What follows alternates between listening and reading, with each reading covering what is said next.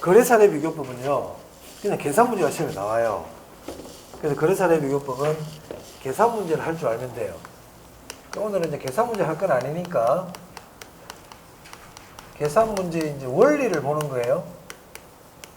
쉬워요, 이거는. 자, 대상 부동산이 있어요.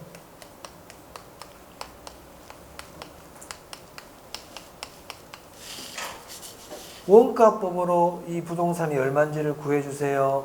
적산가액을 구하세요. 그러면 이거랑 똑같은 세금을 지으면 되는 거예요. 아까 했죠? 세금물 비용. 그게 원가법이었어요. 그럼 거래사례 비교법은 뭐냐? 이름부터 봐봐요. 거래가 있었던 사례를 찾아가지고 비교하는 방법이에요. 그게 거래사례 비교법이에요. 그러면 이 대상 부동산하고 비슷한 부동산을 찾아야 되겠죠? 이 부동산하고 비슷한 부동산이 과거에 거래가 있었던 부동산을 찾는 거예요. 예전에 거래가 있었던 부동산을 찾는다고. 어디서 찾는 게 좋을까요? 어디서 찾는 게 좋을까? 그래, 인근지역. 잘하셨습니다. 인근지역에서 찾는 거죠. 그래서 아까 지역 분석한 거야. 이거 봐봐. 여기서 찾는 게 제일 좋지 뭐. 우리 동네. 그치? 그리고 이 부동산하고 비슷한 걸 찾아야 된다고요. 예전에 거래가 있었던. 이거 안 지우길 정말 잘했네. 여기서 찾는 게 제일 좋지. 여기 없으면 여기서 찾아야지. 여기도 없으면 여기서 찾아야지. 그죠? 그래서 감정평가사는 미리 지역 분석을 해놓는 거예요. 그러면은 지역 분석은 생략하면 될까 안 될까? 절대 안 된다. 지역 분석은 절대 생략하면 안 된다. 만약에 시험 문제에서 지역 분석을 생략할 수 있다 뭐 이런 말이 나오잖아. 그냥 X야. 지역 분석은 생략하면 안 돼. 개별 분석은 생략할 수 있나요? 저거 생략해가지고 어떻게 가격 구하려고? 저 건물이 안 들어가면 어떻게 가격 구하려고요? 그러니까 지역 분석, 개별 분석은 절대 생략하는 게 아니야. 어떤 경우에도. 오케이? 앞에 어떤 말이 오더라도 현혹되면 안 돼. 지역 분석 꼭 해야 돼. 그래서요, 이 부동산하고 비슷한 부동산을 찾는 거예요. 과거에 거래된 적이 있는 찾았어요. 그럼 얘를 우리는 뭐라 부르냐면 사례이기 때문에 사례 부동산이라고 불러요. 찾았다고. 자, 이 부동산은 3년 전에 형님과의 거래로 형님한테 팔았단 말이야. 이 건물을. 형님한테 팔았어. 5억 원에 팔았대요. 5억 원에 매매가 일어났다 이 말이에요. 자, 그럼 이 부동산을 5억 그러면 되겠습니까? 안 되겠지? 안 되겠지. 그래서 거래사례 비교법은 이 사례 부동산이 5억 원에 거래가 됐는데 이 5억 원을 수정 작업을 거쳐서 이 부동산이 얼마입니까 하고 구하는 게 거래사례 비교법이에요. 간단한 거예요, 사실은. 자, 그러면 어떤 수정을 하는지 한번 볼게요. 자, 이 거래는 형님과의 거래였잖아요. 어떤 특별한 사정이 있었단 말이야. 정상적인 거래가 아니죠. 특별한 사정이 있었다고. 그럼 그 사정을 수정해 줘야 돼. 그걸 사정보정이라 그래요. 특별한 사정이 있었단 말이야. 그럼 특별한 사정이 없으면 사정보정 안 하면 되겠지 뭐. 그죠? 예를 들면 형님과의 거래라든지 금매라든지 이 부동산은 금매로 매매가 되었기 때문에 10% 싸게 거래가 되었다. 그러면 10% 올려주면 되잖아요. 그런 게 사정보정이라고요. 자, 그리고 3년 전에 거래가 됐잖아. 그럼 3년 동안 물가가 오르고 가치가 변하죠. 시점 수정을 해줘야 돼요.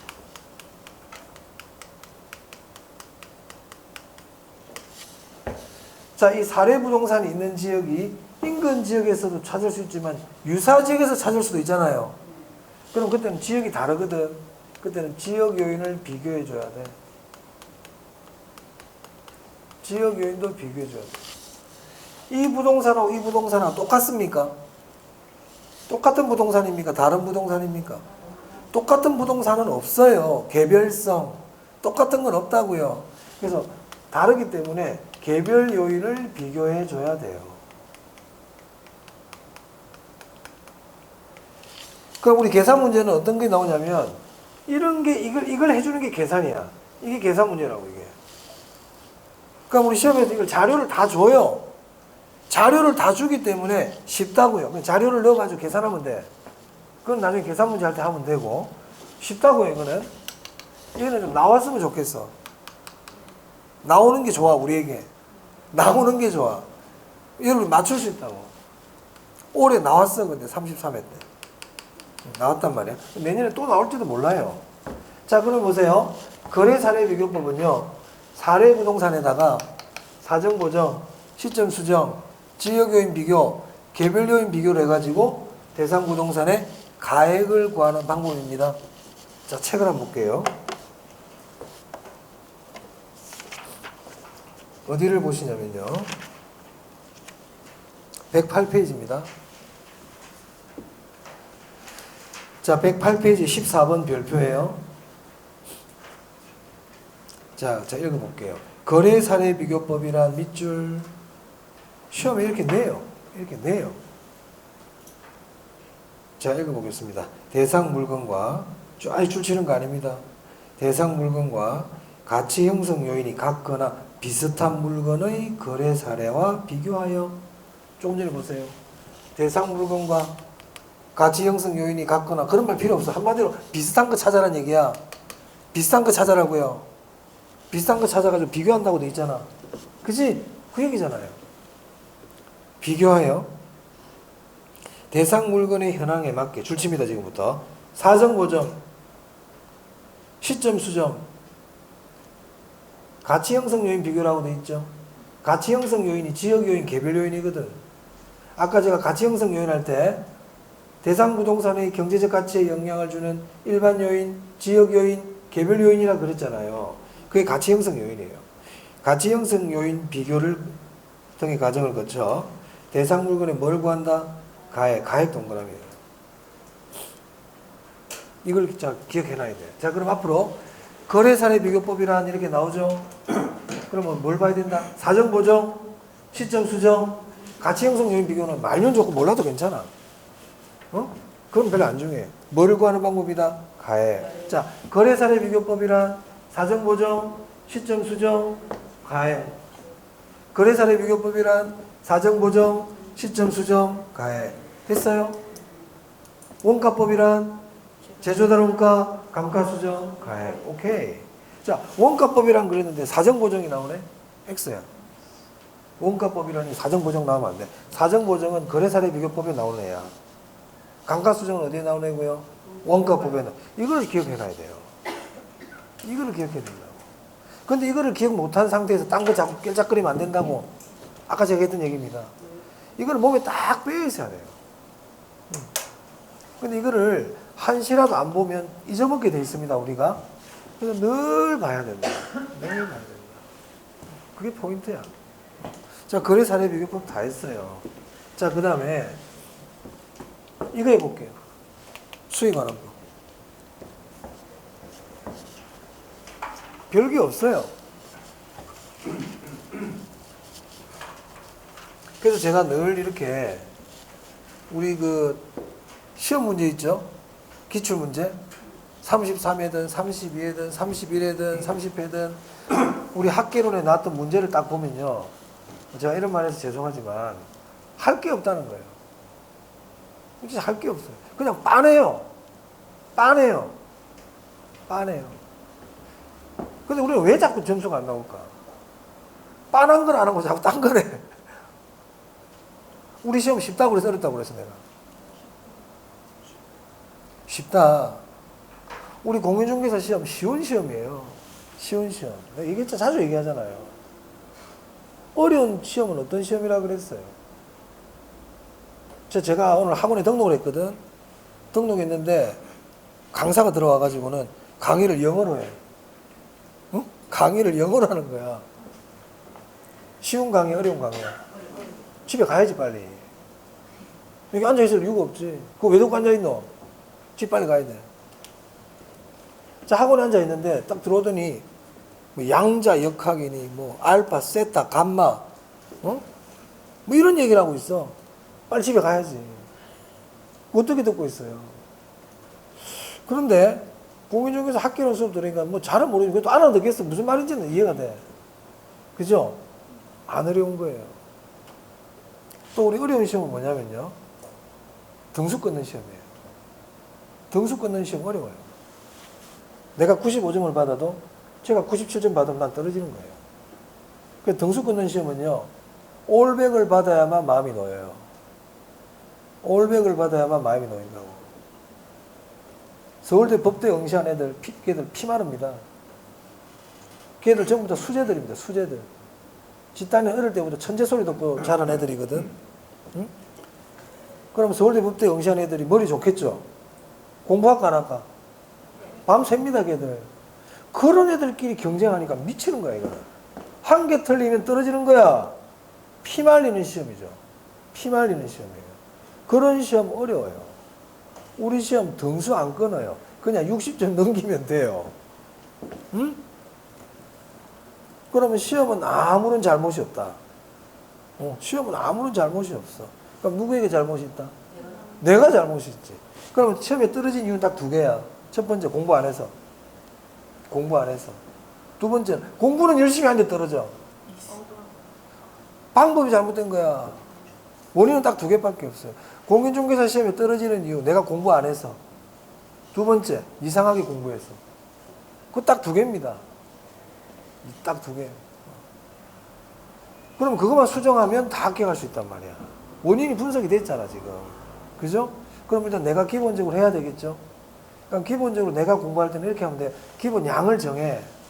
난 하루에 얼마나 하겠다. 양을 정하라고요. 양도 중요하지만 중요한 건 꾸준히 해야 돼. 꾸준히. 꾸준히. 오늘도 보고 내일도 보고 모레도 보고. 이게 제일 중요해. 오늘 10시간 공부하고는 3일 동안 놀아. 의미 없어요. 다 잊어먹어요. 그 대신 내가 오늘 1시간 공부하는 거를 열흘 동안 계속 하세요. 이게 더 좋아요. 이게 더 좋다고요. 무슨 말 알겠죠? 꾸준히 해라. 계획을 세워가지고. 꾸준히. 그러다 보면 양이 늘어납니다. 그럼 이제 2시간도 할 수 있고, 꾸준히 하다 보면 이게 늘어나거든, 체력이. 우리 몸도 마찬가지예요. 꾸준하게 운동을 할 때 내 체력이 늘어나는 거지. 오늘 10시간 운동하고, 열흘 동안 팽팽 놀아버리면 아무 의미 없어, 그 운동이. 아무 의미가 없잖아요. 체력이 안 는다고요. 아시겠죠? 그리고, 아까 제가 잠시 언급했지만, 이상한 거 안 보면 돼요.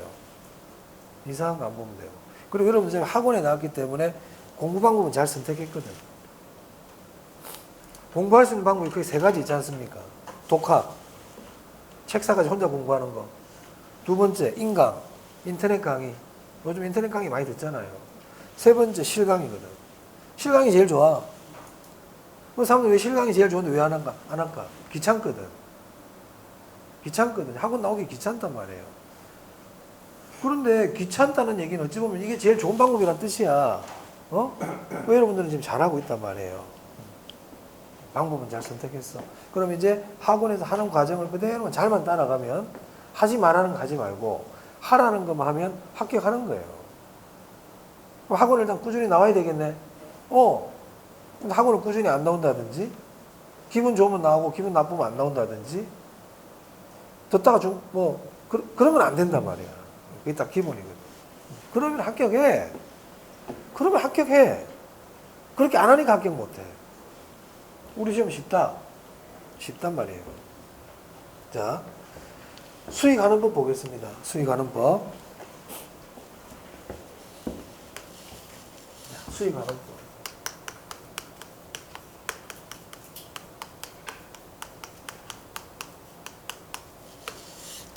자, 수익하는 법, 수익 방식은요. 자, 여기 대상 부동산이 있어요. 이 대상 부동산이 장래, 앞으로 이 부동산에서 장래 순수익, 미래 현금 흐름 이런 게 발생할 거예요. 아까 제가 같이 뜻이 뭐였어요? 장래에 발생할 이익의 현재 가치라 그랬지? 그게 가치였잖아요. 그러니까 수익하는 부분 그대로 그 방식을 가지고 부동산의 가치를 구하는 거예요. 장래 순수익이나 미래 현금 흐름의 현재 가치를 구해라. 현재 가치를 구해라. 그게 이 부동산의 가치다. 이게 수익하는 법입니다. 그럼 현재 가치 구하는 걸 전에 제가 뭐라고 그랬죠? 이거를 할인한다 그랬잖아. 현재 가치 구하는 걸 할인이라고 그랬죠, 제가. 기억나세요? 그때 제가 이렇게 얘기했어요. 물건의 가치를 구할 때는 장래 순수익을 할인율로 나누면 된다. 기억나십니까? 이게 현재 가치 구하는 거예요. 이거 기억나나? 필기됐잖아, 그때. 그럼 제가 무슨 얘기 했냐면, 할인율은 일종의 수익률이다. 할인율은 일종의 수익률이다. 그러면 이 할인율은 수익률인데, 수익률을 구하는 방법은 다양하다. 그렇게 얘기했어요. 수익률의 종류는 다양해요. 그러면 수익하는 법은요, 이렇게 구하는 거예요. 이게 수익하는 법이야. 이게 수익하는 법이라고. 그런데 이 가치를 수익하는 법에서는 이름을 다르게 부를 뿐이야. 그냥 수익가액이라 부르기로 약속한 거예요. 수익가액이 부동산의 가치야. 수익가액이 부동산의 가격이라고. 무슨 방법에 의했을 때? 수익환원법에 의한 부동산 가액을 뭐라 불러? 수익가액. 오케이? 자, 그럼 수익가액 어떻게 구하는데요? 장래 순수익을 할인율로 나누면 돼요. 오케이? 근데 할인율도 이름을 다르게 붙여줘. 얘를 환원이율이라 그래. 환원이율. 그럼 환원이율은, 저 보세요. 환원이율은 할인율입니까? 환원이율은 할인율입니까? 환원이율은 수익률인가요? 환원이율은 수익률인가요? 수익률이. 아까 그랬잖아. 할인율이 수익률이라고. 할인율이 수익률이라고. 그러니까 이거를, 자, 다시 얘기한다. 현재 가치를 구할 때, 가치를 구할 때는 할인율로 나눕니다. 할인율로. 할인율은 수익률이야. 할인율은 수익률이야. 근데 할인율 대신에 환원율이라고 바꿨어, 이름을. 같은 애라고요. 같은 애라고요. 그럼 환원율도 수익률입니까? 환원율 수익률이에요. 그럼 환원율을 구하는 방법은 많단 말이야. 환원율을 구하는 방법이 많아. 수익률의 종류가 많아. 수익률은 누구의 관점에서 보느냐에 따라 종류가 많단 말이에요. 우리 배운 거 봐봐. 지분 배당률. 어림셈법에 나오죠. 지분 배당률은 지분 투자자 관점에서 보는 거야. 총 수익률. 그건 총 투자의 관점에서 보는 거예요. 그러니까 수익률이라는 건 누구의 관점에서 보느냐에 따라서 다를 수 있어요. 그러니까 환원율의 종류가 많아요. 많다고요. 그래서 어려워. 우리가 저기 어렵다고, 우리 수험생들이. 그럼 만약에 수익 가액을 구하세요 그랬지. 그럼 장래 순수익 구해야 되고 뭐도 구해야 돼요. 환원율도 구해야 되잖아요. 환원율 구하는 방법이 우리 책에 한 7개 나와요. 7개. 그러니까 우리 그런 거 못해요. 못한다고요. 그러면 환원율 구하는 게 시험에 나오잖아. 하면 안 돼요. 난 무조건 하라는 사람 아니에요. 그럼 그건 안 해야 돼요. 그러면 장래 순수익은 우리가 뭐를 쓰느냐? 순영업 소득 씁니다.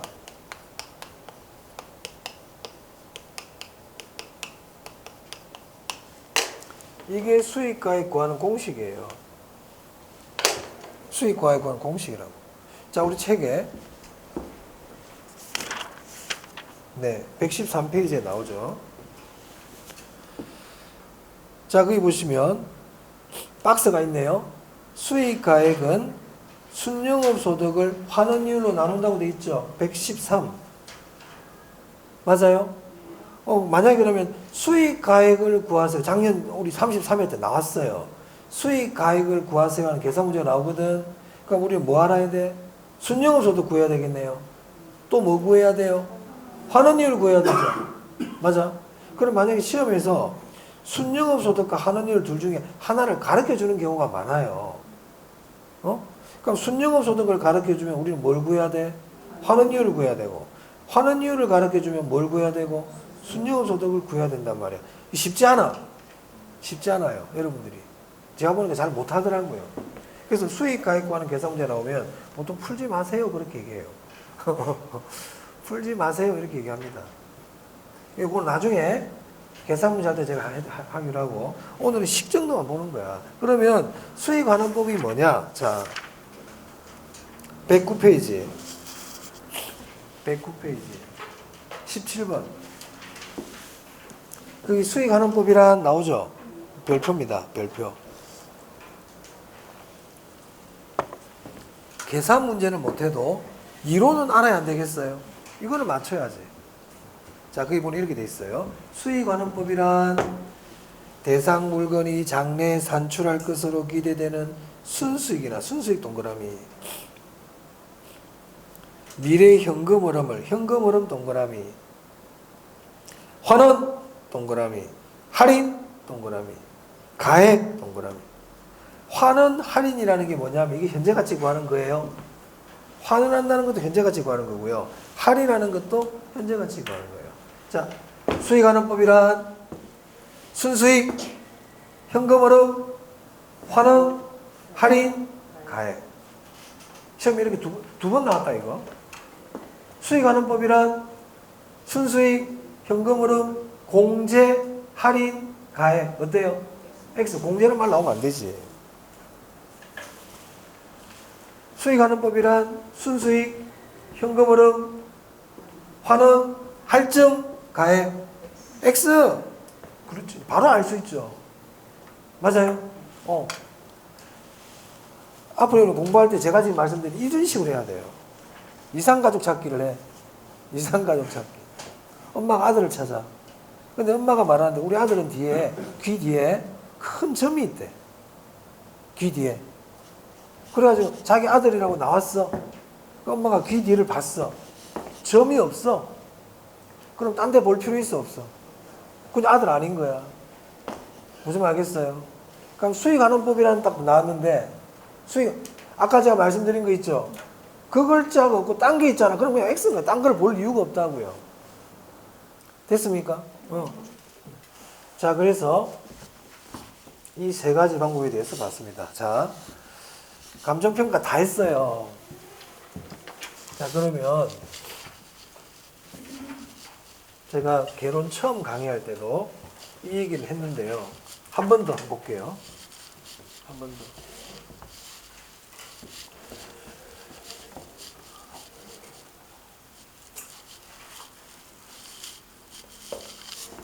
자, 감정평가.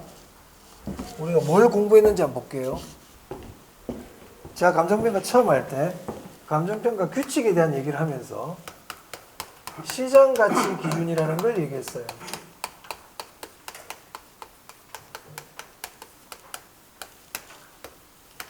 현황 기준에 대해서 얘기했어요. 개별 평가에 대해서 얘기를 했죠. 얘들이 원칙이었어요. 원칙. 그런데 이 개별 평가 원칙은 예외가 더 중요하다 그랬거든 내가. 예외가 더 중요하다고. 예외 뭐가 있냐면 일괄 평가, 구분 평가, 부분 평가.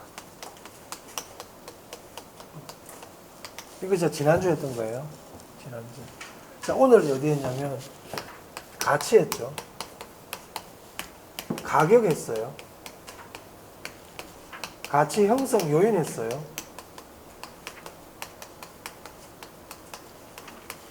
가치 발생 요인 했습니다.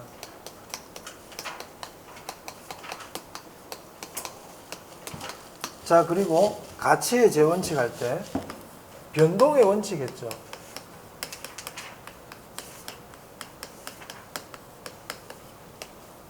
균형의 원칙 했어요.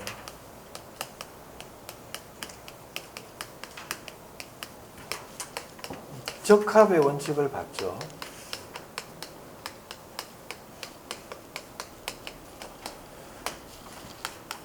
임금 인근 지역에 대해서 봤어요. 동일 수거권이라는 걸 봤어요. 지금 작용이 참 중요해요. 이렇게 하는 게. 지역 분석. 제가 지금 하는 게 1등 공부 방법이에요. 1등 공부 방법.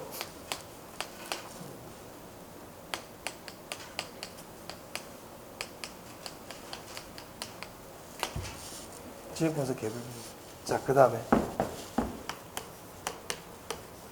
3방식 7방법을 얘기하면서 외우세요 이랬어요. 맞아요? 외우라 그랬죠. 그 다음에 원가법. 하나 빠진 게 있다. 여기서 다시. 좀 이상하더라. 하다 보면 이상한 느낌이 와. 물리적 감가, 기능적 감가, 경제적 감가.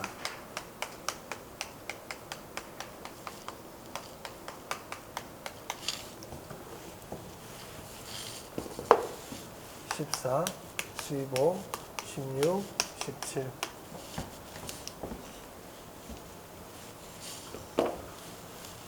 (18) (19) 자, 원가법. 자, 20번 거래 사례 비교법.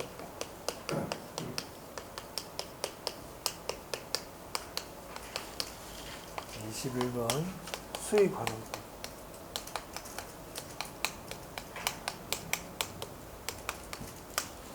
자, 이게 우리 감정평가 파트에서 지금까지 배운 것 중에서 이제 대표되는 용어들입니다. 용어들. 그럼 여기 가지고 대답을 할 수 있어야 돼요. 자, 볼까요? 자, 시장가치 기준에서 뭘 배웠냐면, 감정평가를 할 때는 시장가치를 기준으로 해라. 그게 시장가치 기준이죠. 통상적 시장 중요하다고 그랬네.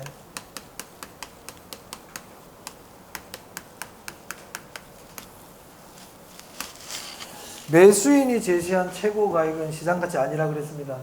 그죠? 현황 기준에서는요, 기준 시점 그대로 평가해라. 기준 시점 그대로. 그럼 기준 시점이 중요하다고 그랬네. 기준 시점은 언제죠? 가격 조사 완료일. 가격 조사 완료일. 자, 개별 평가 원칙인데 예외가 중요하다고 그랬어. 일괄 평가는 언제예요? 일체로 그래. 용도상 불가분 이렇게 얘기하죠.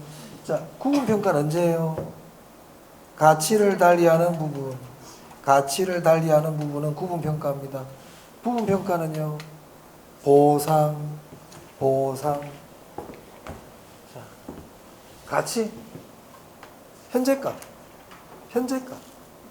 주관적, 추상적, 가격. 이 적는 건 안 중요하다. 많이 적었다 지금까지. 많이 적었다니까. 줄친 거 지금 제가 얘기해드리고 있어요.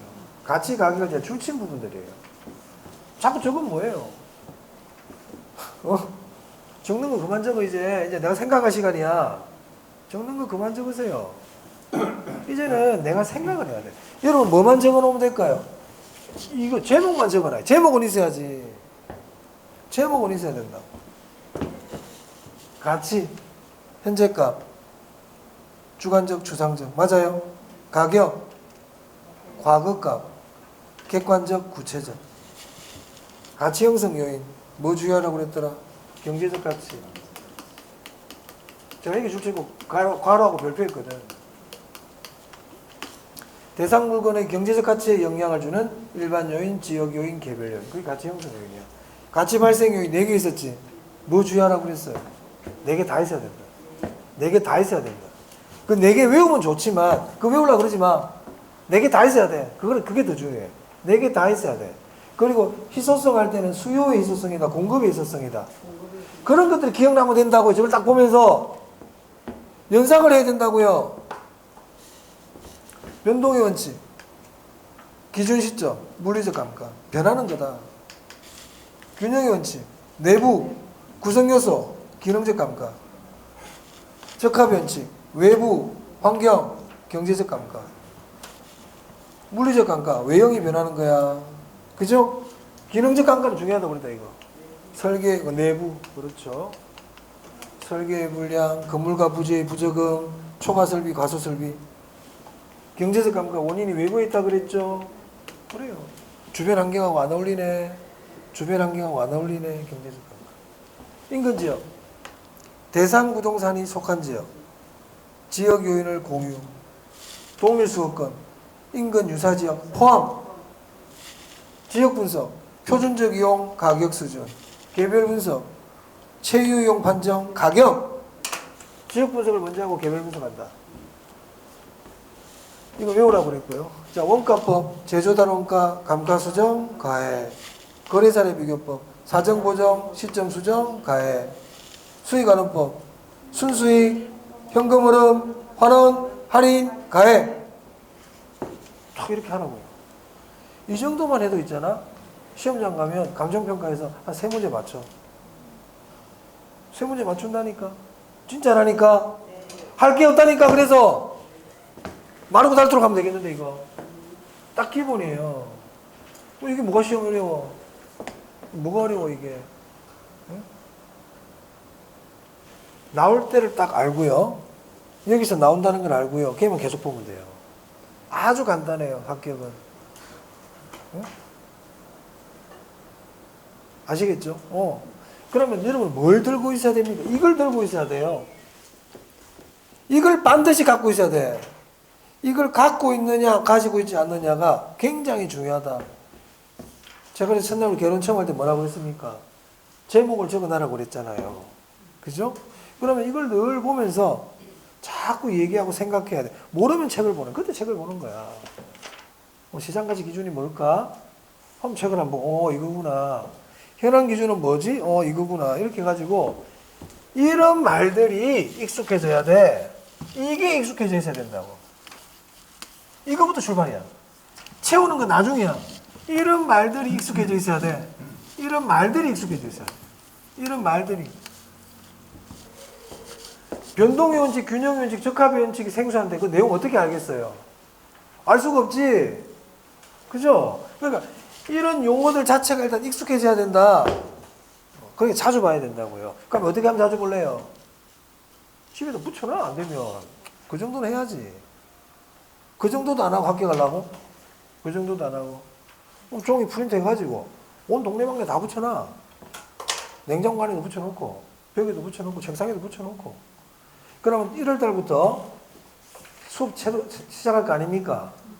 총론부터. 그럼 여러분 뭐 만들어야 돼? 오늘 총론 배웠단 말이야. 그럼 배운 내용을 제목을 적으라고요. 부동산학의 성격. 우리 했다 벌써. 부동산학의 성격 중요하다고 그랬잖아요. 3대 측면. 그죠? 맞습니까? 제가 제목 그때 효율성과 형평성 이런 것도 있단 말이야. 그런 것들을 딱 적어 놓으라고 이렇게.